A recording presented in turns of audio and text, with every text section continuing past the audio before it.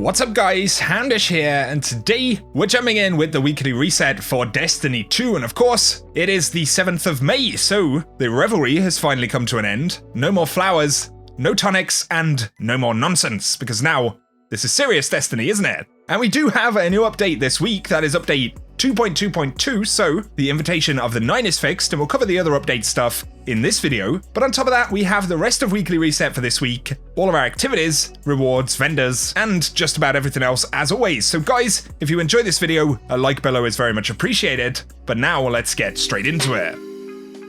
So first up, we've got a few patch notes for update 2.2.2, which is just launched into the game. I will however timestamp the start of the main reset content in the description below so you can skip ahead if you want to. But for Sandbox, of course, they have adjusted spectral blades. We have been over those changes in more detail recently, and you can see the numbers on screen. I'm also going to link these patch notes down below, so definitely check them out if you do want full details. But either way, the spectral blade nerf is now live. For Arcstrider, they fixed an issue in which combination blow was unintentionally magnifying damage of the Arc Staff Super.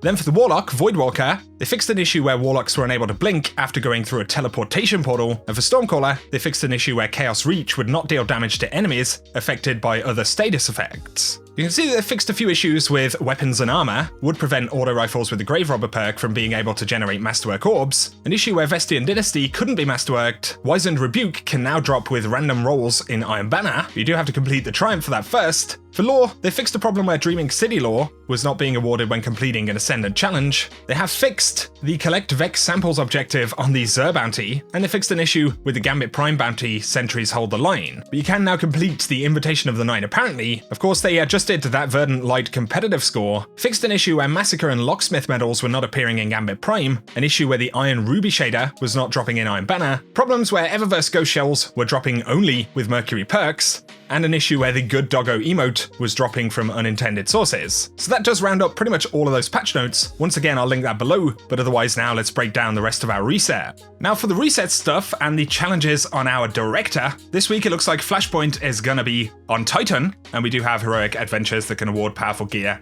and all of that good stuff. If you are jumping into the Reckoning, it says required annual pass because I'm actually on PS4 right here, but we do have Void Singe as well as Prism, and Heavyweight available for today, just as well we can still look at this content. And yes, I am waiting for Xbox to finally be updated. Of course, Bungie did update the Invitation of the 9, so that should now be achievable, which is nice. If you're jumping into the Crucible this week, Doubles is up as the weekly playlist, and of course you can get your powerful gear. We have the other comp and quick play stuff available as well. Now our buddy the Drifter, of course, will have his powerful bounties and all of that good stuff available for the week. But on top of this, we do have double Infamy, which is going to be available all week long. And Bungie do say the triple Infamy will be coming before the end of this season as well. But bear in mind, you can get double Infamy for the rest of this week, so definitely good stuff. If you are wondering about Nightfall strikes this week, we do have Warden of Nothing, as well as a Garden World and the Inverted Spire available, so you can get exclusive loot and all that good stuff from those.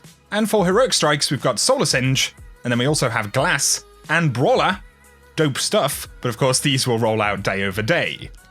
Let's not forget Hawthorne for the bounties this week, when it actually loads. My PlayStation is nowhere near as fast as my Xbox, but we do have Strength of Memory, as well as To Each Their Own as the raid bounties this week, but you can also get your other powerful bounties from Drifter, Spider, and Petra in the Dreaming City. Then finally at Eververse for the week, we do have a featured inventory as always, so you can see we've got the Shake Dance right there, as well as Sadness, the Spaded Knife Sparrow, the Wavemaker Sparrow, Safe Passage, as well as Rubente Dextra, if that's how you say that, the ships right there, the Arch Shell, Viper Projection, and we've got the Thalia's Reach, which is for the Liar's Handshake right there, as well as an ornament for Wardcliff Coil, the Vostok ornament, and the ornament for the Recluse as well.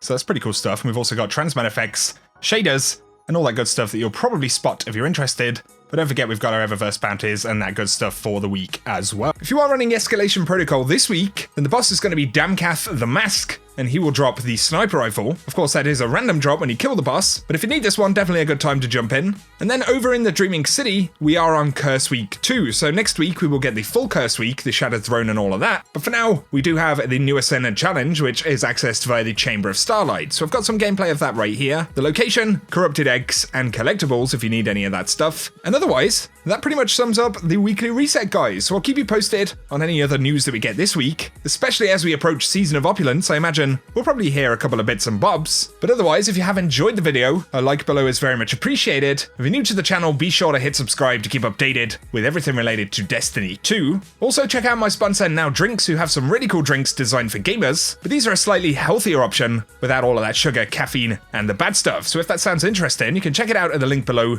and you will save 10% in the store with code Houndish as well. Otherwise, guys, whatever you get up to, I hope you have an awesome day.